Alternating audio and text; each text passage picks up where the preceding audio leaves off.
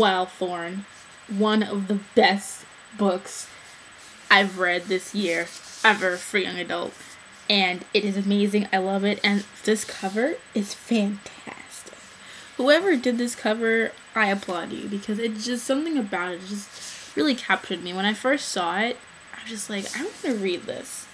And I'm really glad I did. This book, in my opinion, is a horror story for every tomgirl and modern woman. You know, times may be tough, but they certainly could be and have been worse. We won't be thrown in an insane asylum for wanting to become educated, nor have our fates decided entirely by male relatives. Also, as much as we mock clinics that allow patients to sign in and out at will, like Lindsay Lohan and stuff like that, it's much better than having someone else hold absolute power to our mental health. To me, Wildthorn is not just a great book, it's an important book. You know, as it is inspired by true stories of women who were incarcerated in asylums in the 19th century. Excuse me.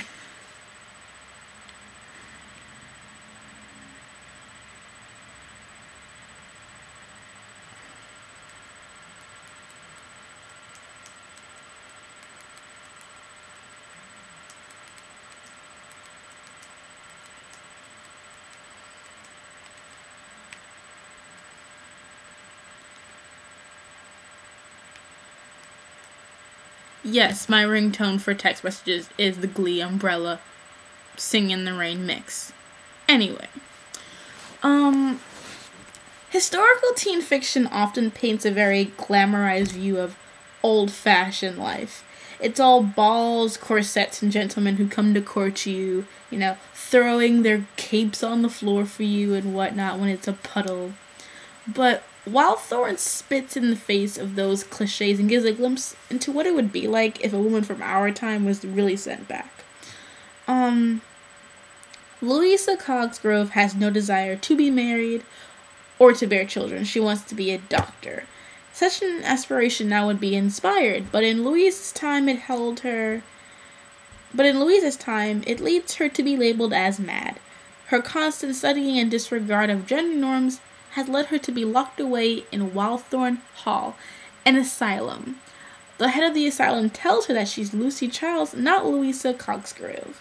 Drugged, confused, and completely alone, all Louisa is left with is her knowledge, inner strength, and memories. The book goes back and forth through time, and we're able to see Louisa develop into the woman she is today. Her father, who is a doctor, helped encourage her studies, while her mother hoped that she would grow into a conventional girl. The relationship with her family is really a complex ride, and each time you think it gets clearer, something new develops, and you really go and you see how she is the woman she is, why her family views her the way she does, especially the relationship between her and her brother. Like, that is something that starts off as like really just a mediocre thing, but it really develops into something really serious when what happens actually happens. Reading about life in the asylum is painful, especially when keeping in mind that it is inspired by true events. Knowing these women were starved, psychologically tortured, and given awful treatment will infuriate you. The character of Beatrice truly broke my heart, and I wanted to kick Weeks down a flight of stairs, which freaked me out too, that the main evil villain's character's name was Weeks, and that's my last name, except she didn't have an E and I have an ES. It really freaked me out, though. I was like, oh shit, I want to hurt myself. But I know. Louisa's character was interesting, and reading about her life really made me feel grateful for the relationship I have with my family. And I honestly, like I always say, I couldn't put a book down. I really couldn't. I work at the library for 5 hours. In those 5 hours, I finished this book because I connected to it so strongly. And it's been a long time since I really connected to a book that much. I mean, I love The Girl with the Dragon Tattoo. I mean, I love it in terms of it's a great story. And it really, like, spoke to me about the atrocity that goes on. But this book, it, like, right here, it just, like, it stung to know that kind of stuff went on. It seemed so insane. But there was no holding back. It was just no punches were being held back. It was a straight up story of this girl and her trying to get out of there. And when what happens, your heart is racing. it is just so well done. The imagery is beautiful, and there's something that happens that people were like, oh, someone should tell you that this is what's going on. I'm thinking, that's bullshit. If it bothers you, then you need to stop. And this book comes very, very highly recommended. Like, I'm making this video short so you can really stop and go gut it right now, because it really is an amazing book to read. I really enjoyed this book. This is one of my really high recommendations along with The Duff. This is an essential read, and it gets an A+, hands down, no effort. It was fantastic. This book was really fascinating to me because as a history junkie, I love it when writers expose the good and the bad about historical eras. I really hate the way people just like, I wish men were like they were back in the old days. I wish they would be gentlemen and take care of you. And it's like, do you know why they wanted to do those things? Because they thought you were weaker than them.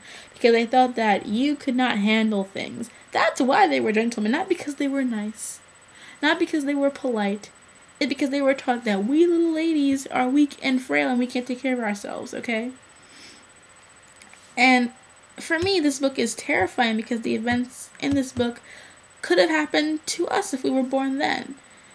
And just crazy to imagine that once person, it's hard to, and it's just crazy to imagine that one person, one male family member who doesn't really even care for you that much could have control over your future, your life, your freedom, and your health, and your identity.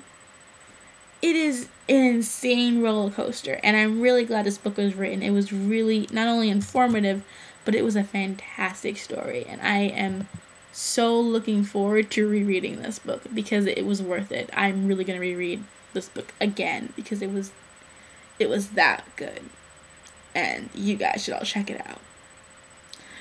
Now, going to do my final review, The Duff, which is one of the best books ever. Doing it.